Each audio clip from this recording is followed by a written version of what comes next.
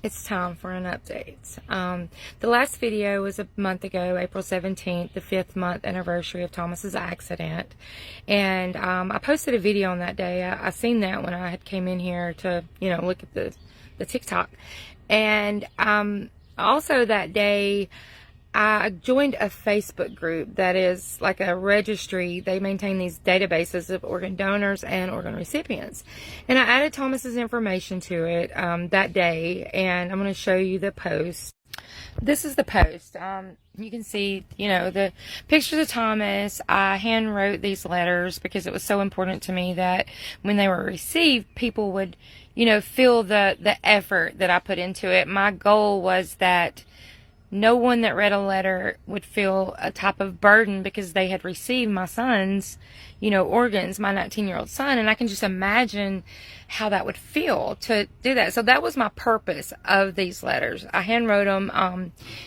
I just wanted them to bring comfort and peace that they had my son's organ.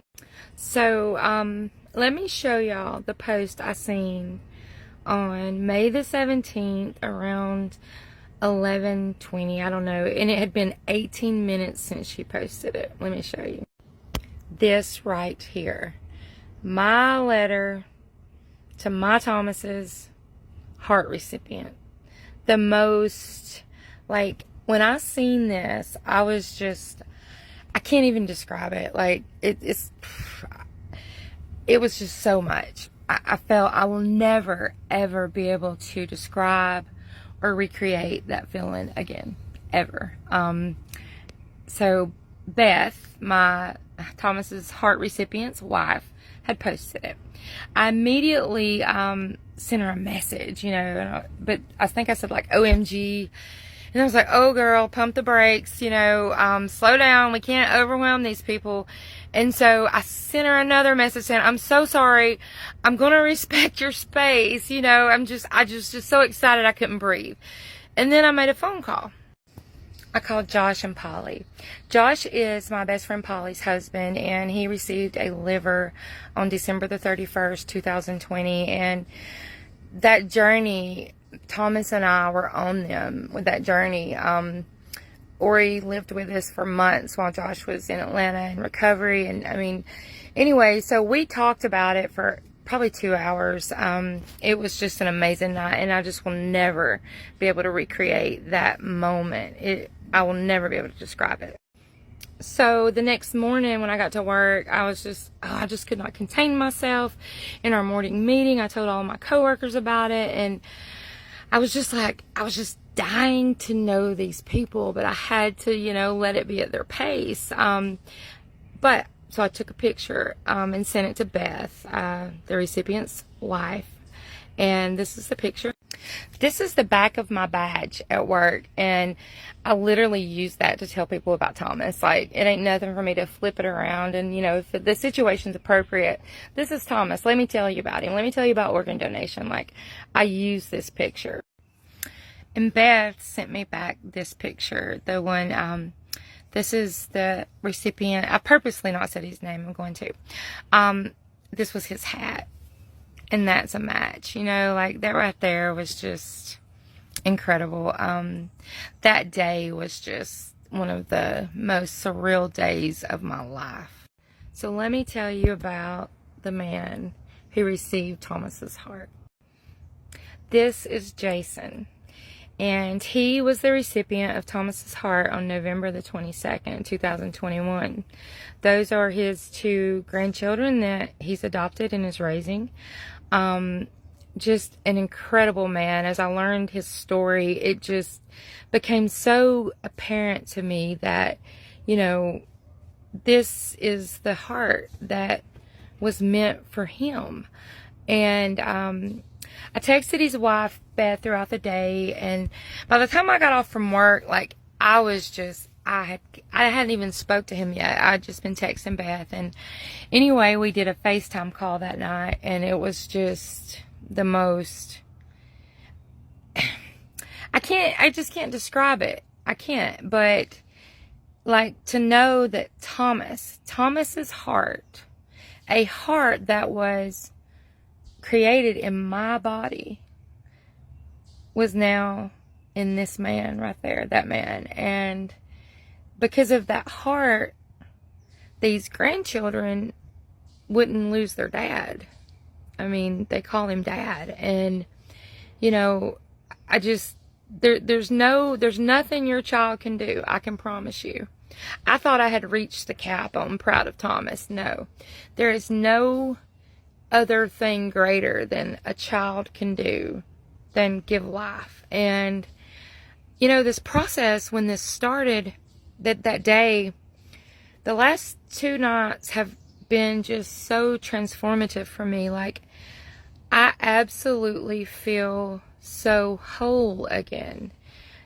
Like, I feel I have a connection with this man. Like, my son's heart, that our souls were connected, and they still are, is in him.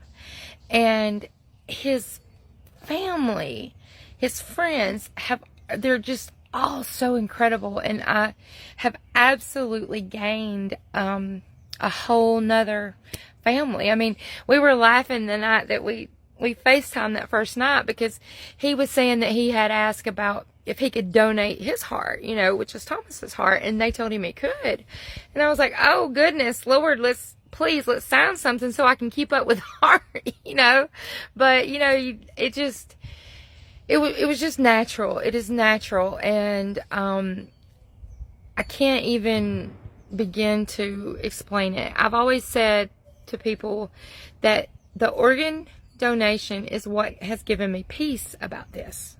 It's the organ donation.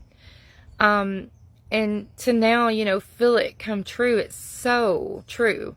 But another thing that really adds a twist to this is the Friday before they found me, they were traveling through where I live. We were at the same place on that Friday night, the same town.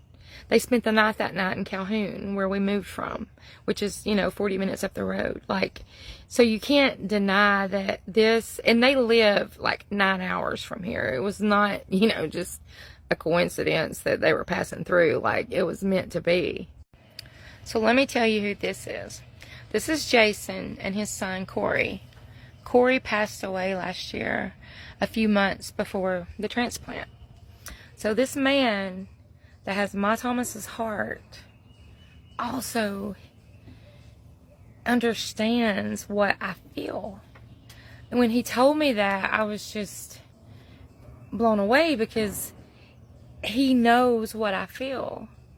And I know what him and his family and friends were feeling as they were waiting on a heart. You know, I mean, we literally did not think that, I did not think that Josh was going to make it. I worked in hospice at the time, and I literally was like, he's not going to make it. And so I want to acknowledge Corey as well, because I think he is a very integral part to this journey that we're on. So that's the story in a gist of the last few days. It's been crazy. But we're going to go meet the Jason and Beth, and they have a huge family. I'm excited about that. They love Thomas's heart. They love it. And I'm going to show you real quick a message that I got last night from Jason's best friend. Jason lives a full life. Thomas's heart will have plenty of new memories with his new extended family. I'm so thankful to Thomas and all of those who miss him. He will never be unloved.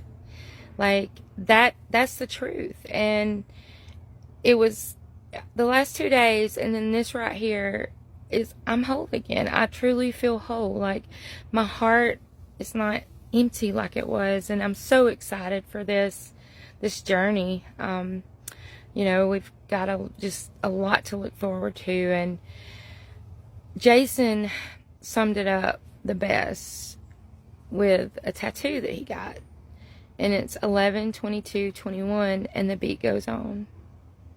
And that is true. The beat goes on.